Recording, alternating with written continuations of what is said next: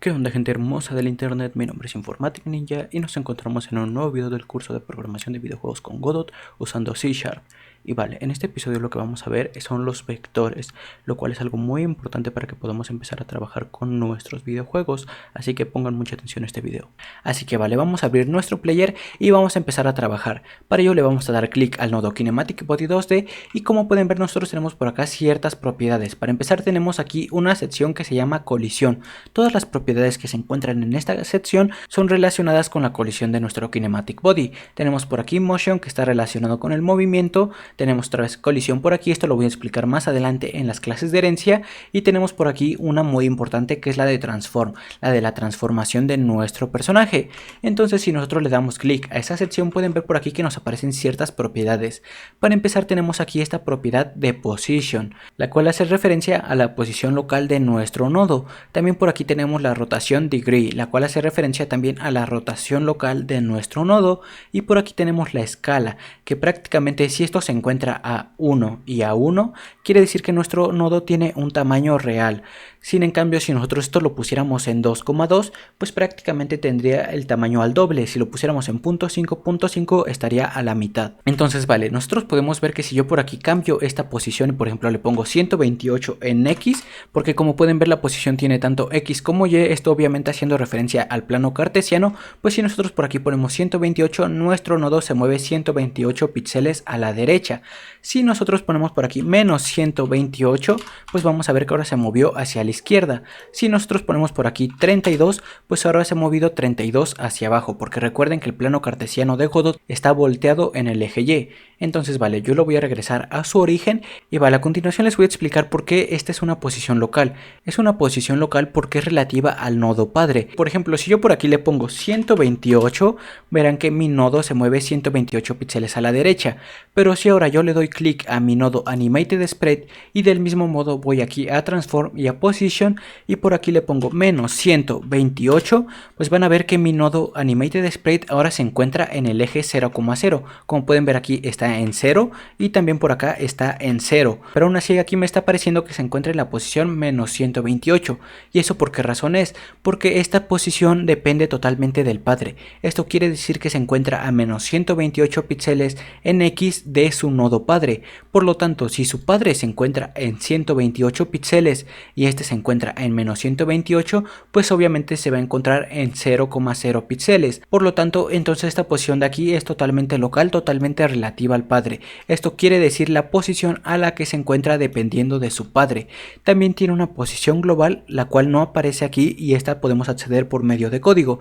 Pero entonces tengan eso muy en cuenta. Es muy importante tener esa diferencia clara de qué es la posición local y qué es la posición global. La posición local depende totalmente de su nodo padre, mientras que la posición global no depende del padre, lo ignora totalmente y depende únicamente de nuestro mundo 2D. Por ejemplo, aquí la posición global es 0,0, como pueden ver por aquí. Sin en cambio la posición local es menos 128 en X y en Y 0.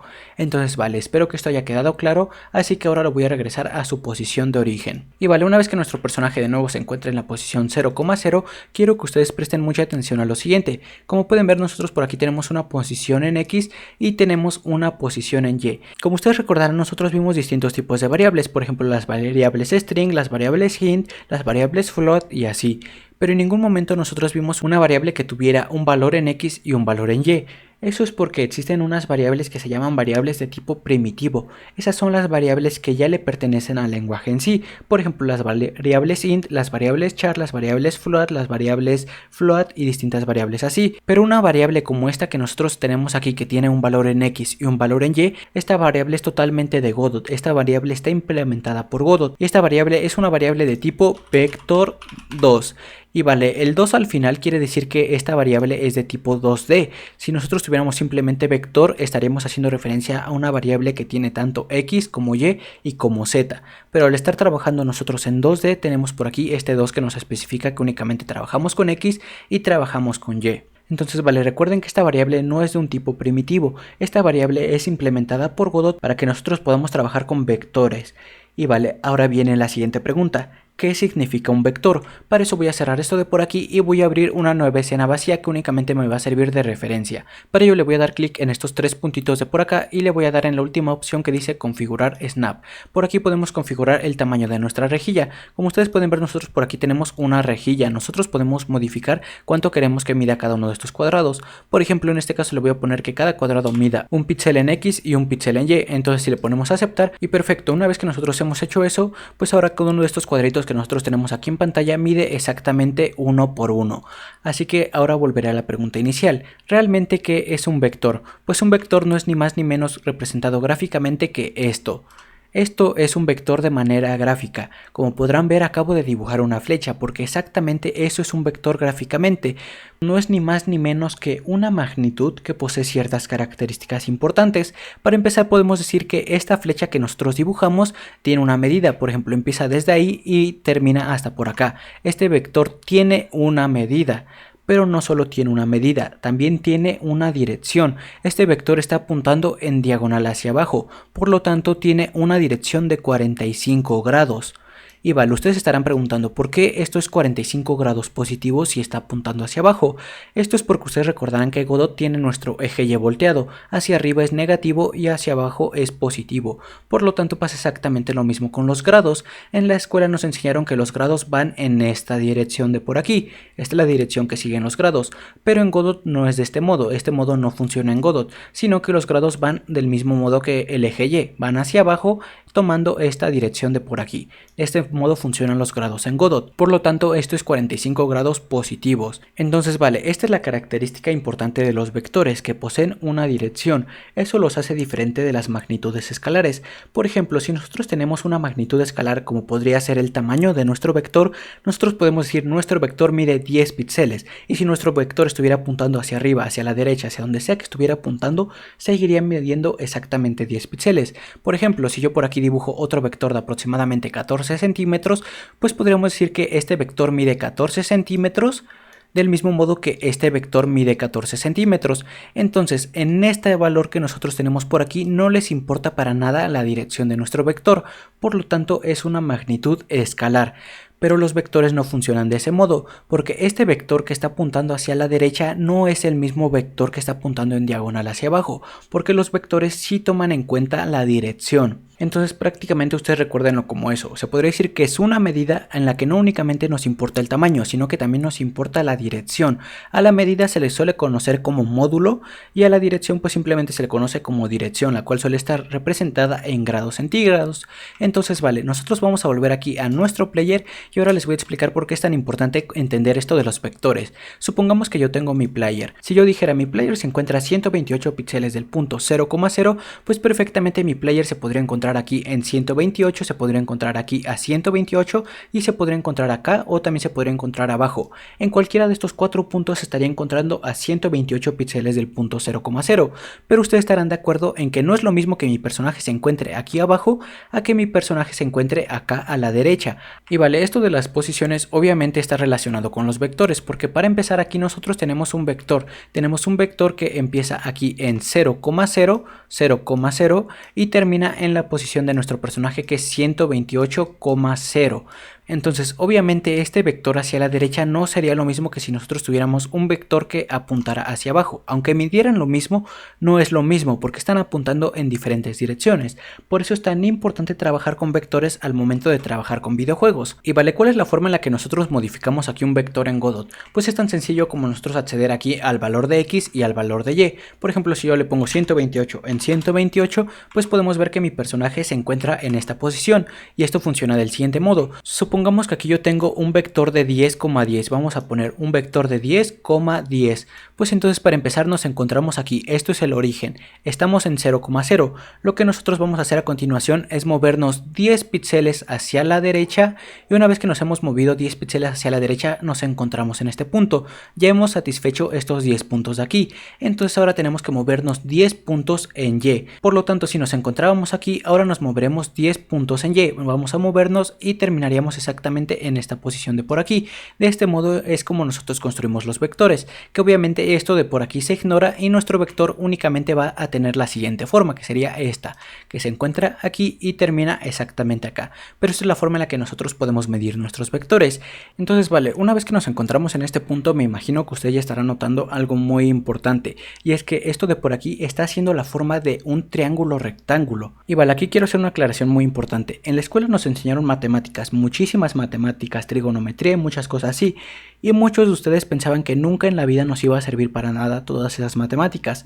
Pues estaban muy equivocados, porque las matemáticas en programación, específicamente en la programación de videojuegos, son muy importantes y vamos a trabajar con muchas matemáticas. Se van a volver más complejas dependiendo de lo complejo que sea nuestro proyecto, pero en general siempre vamos a trabajar con matemáticas ya sean básicas o más avanzadas. Pero ustedes no se preocupen si no les gustaban las matemáticas en la escuela. La razón por la que las matemáticas de la escuela son tan aburridas es porque no nos lo enseñan de manera práctica, porque no nos lo enseñan con una utilidad real. Nos hacen calcular el tamaño de una sombra, nos hacen calcular la distancia en la que se encuentra un barco o cosas así de inservibles para nosotros, o nosotros lo vemos de ese modo.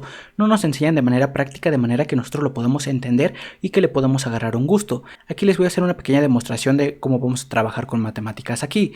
Para empezar, esto es un triángulo rectángulo. Este triángulo rectángulo mide 10 en X y mide 10 en Y.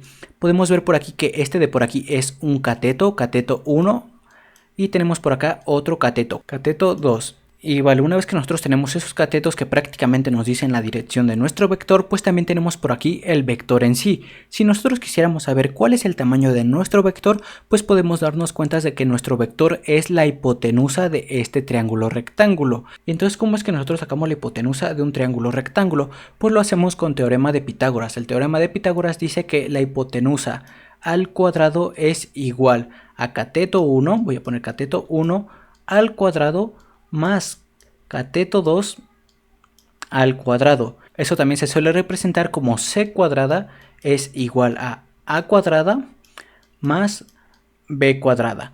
La c hace referencia a la hipotenusa, mientras que a y b hacen referencia a cualquiera de los dos catetos. Yo lo puse cateto 1 y cateto 2, pero perfectamente este puede ser cateto 1 y cateto 2. No hay ninguna diferencia en eso. Entonces, si yo quisiera saber cuánto es que mide este vector que yo tengo aquí, pues lo que tengo que hacer a continuación es lo siguiente. Ponemos por aquí c cuadrada es igual a 10 al cuadrado más otros 10 al cuadrado. Después hacemos la operación 10 al cuadrado es igual a 100 más 10 al cuadrado otro 100, sería entonces c cuadrada es igual a 200. Y una vez que nos encontramos en este punto, pues tenemos que hacer un despeje y quedaría del siguiente modo: c es igual a la raíz cuadrada de 200, que si no me equivoco esto es más o menos como 14, entonces sería c es igual a 14 con decimales, pero no estoy seguro. Entonces nosotros, aplicando por aquí un pequeño teorema de Pitágoras, es como hemos podido saber cuánto mide nuestro vector. Pero no se preocupen, porque realmente este tipo de cosas las hace Godot automáticamente. Existen ciertas funciones, ciertos métodos para obtener esto de manera automática, así que no se preocupen, pero sí es importante entender la teoría detrás de todo esto. Porque, por ejemplo, este vector de por aquí tiene una dirección de 10 en X y 10 en Y, pero perfectamente nosotros lo podremos representar en grados como 45 grados. Entonces nosotros también tendremos que saber cómo convertir estos grados en posiciones X y Y. Entonces nosotros también tendremos que saber cómo convertir estos grados en posiciones X y Y y viceversa, pero no se preocupen, eso lo veremos muchísimo más adelante. Entonces nosotros a continuación vamos a continuar con otras operaciones de vectores que van a ser suma, resta, multiplicación, división. Entonces vale, si yo le quiero restar a este vector de 5,5 un vector de 3,0, lo que tengo que hacer es dibujar otro nuevo vector, pero empezando ahora de este punto de por aquí. Entonces si mi vector es de menos 3, porque aquí tenemos el símbolo de menos, pues entonces lo que tengo que hacer ahora es moverme menos 3 en X. Por lo tanto me muevo por acá y quedaría más o menos por aquí mi vector. Entonces restar 5,5 menos 3,0, pues ahora me da este punto de por aquí, que como pueden ver es 2,5. Entonces al tener un vector 5,5 y restarle uno de menos 3,0, pues obtenemos un vector de 2,5. Es tan fácil como hacer la operación en X y después hacerla en Y. Por ejemplo, aquí tengo que restar 5,3 de manera independiente y después tengo que restar 5,0 de manera independiente. De este modo es como se hacen las operaciones de vectores en suma y resta. Si nosotros tuviéramos en lugar de eso una suma y por ejemplo aquí yo tengo un vector de 3,4 y en este caso le quiero sumar un vector de 2,8, este vector nos va a dar como resultado un vector de 5,12, porque tenemos que sumar el valor en X con el valor en X del siguiente vector y tenemos que sumar el valor de Y de ambos vectores. De este modo es como se hace la suma y resta de los vectores. Pero ¿cómo es que se hace la multiplicación de los vectores? La multiplicación funciona un poco distinto, ya que en este caso no vamos a multiplicar dos vectores, vamos a multiplicar un vector por una magnitud escalar. Por ejemplo, si ahora yo tengo otra vez un vector 2,2 y lo quiero multiplicar por una magnitud escalar, en este caso 2, pues lo que tengo que hacer es que mi vector va a seguir exactamente la misma dirección, pero su tamaño ahora va a ser el doble. Por ejemplo, si mi vector terminaba aquí, pues ahora el vector va a medir el doble y por lo tanto va a llegar más o menos como por aquí. El vector va a tener exactamente la misma dirección, sigue apuntando 45 grados tal y como al inicio, pero ahora mide el doble. Por lo tanto, la forma de hacer las multiplicaciones con los vectores es de este modo. Nosotros vamos a multiplicar el primer valor por el escalar y también vamos a multiplicar el valor de Y por el escalar. Por lo tanto, multiplicamos 2 por 2, esto nos va a dar por aquí 4. Multiplicamos 2 por 2 y nos va a dar 4. Por lo tanto, si teníamos un vector 2,2 y lo multiplicamos por 2, pues ahora se ha convertido en un vector 4,4. Y es exactamente lo mismo con las divisiones, solo que aquí tendremos que obviamente cambiarlo por un símbolo de división. Entonces funciona exactamente del mismo modo, por lo tanto ya no considero importante explicarlo. Y vale gente, ya para terminar lo que vamos a hacer a continuación es crear un vector por medio de código. Para ello vamos a abrir nuestro script de por aquí. Perfecto, y una vez que se nos ha abierto el Visual Studio Code, lo primero que voy a hacer es borrar todo lo que hicimos en el episodio anterior porque ya no nos sirve para absolutamente nada. Únicamente voy a dejar la función ready y voy a dejar las variables que creamos. Entonces vale, para nosotros crear un vector tenemos que situarnos junto con las variables y lo que vamos a hacer a continuación es lo siguiente. Vamos a poner por aquí vector2, como pueden ver, y ahora tenemos que ponerle un nombre. Por ejemplo, yo le voy a poner velocity y le vamos a poner es igual a new vector 2 paréntesis, punto y coma. Y vale, aquí tenemos que poner dentro de los paréntesis su valor en X, coma, su valor en Y, por ejemplo 0,0. Y como ustedes pueden estar viendo, la manera en que iniciamos un vector es muy diferente a la manera en que iniciamos una variable normal. Como pueden ver aquí, estas variables normales las iniciamos de este modo.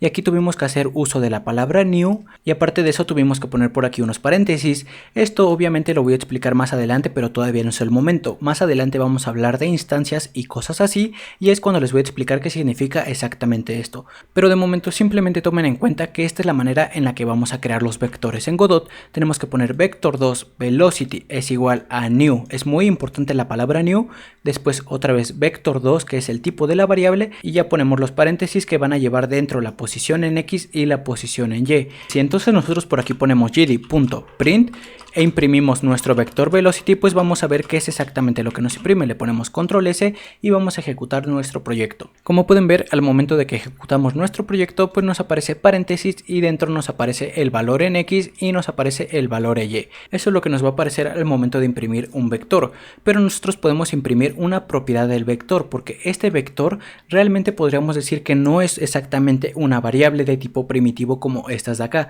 Estas de acá son variables de tipo primitivo, pero un vector realmente se podría decir que es un objeto, por lo tanto tiene propiedades y tiene funciones. Por lo tanto, si yo pongo un punto después de la palabra velocity, pues puedo acceder a ciertas propiedades y a ciertas funciones. En este caso la función que me interesa es la función length. Por lo tanto le vamos a poner length, vamos a poner sus respectivos paréntesis y le voy a cambiar aquí el valor en X y el valor en Y. Por ejemplo, le vamos a poner 10 y le vamos a poner otra vez por aquí 10. Entonces, ¿qué es esta función de length? La función length de un vector nos va a decir el tamaño de nuestro vector. Ese tamaño que yo les expliqué con teorema de Pitágoras lo podemos resumir simplemente escribiendo vector.length. Por lo tanto, si yo pongo control S y por acá regreso a mi proyecto y le pongo reproducir, pues vamos a esperar a que esto cargue. Y podemos notar por aquí que nos va a dar el tamaño de nuestro vector, que bueno, al parecer sí estaba un poco acertado, es 14.14214. Ese es el tamaño de nuestro vector, ese es el módulo de nuestro vector. Entonces vale, como ustedes pudieron ver, la función length nos devuelve el módulo, el tamaño de nuestro vector. Y bueno gente, me hubiera gustado continuar con más en este video, pero ya es bastante largo y sé que este video ha sido mucha información, ha sido algo difícil de procesar y no los quiero saturar. Por lo tanto, en el siguiente video ya vamos a continuar con el movimiento de nuestro personaje, pero era muy importante que nosotros entendiéramos esto de los vectores para que nosotros podamos trabajar con las matemáticas vectoriales de nuestros videojuegos. Así que bueno gente, los invito a estar atentos al siguiente video. Sin nada más que decir, espero que les haya gustado el video. Ya saben, si les gustó el video me pueden dejar su like, si quieren ver más contenido similar se pueden suscribir al canal.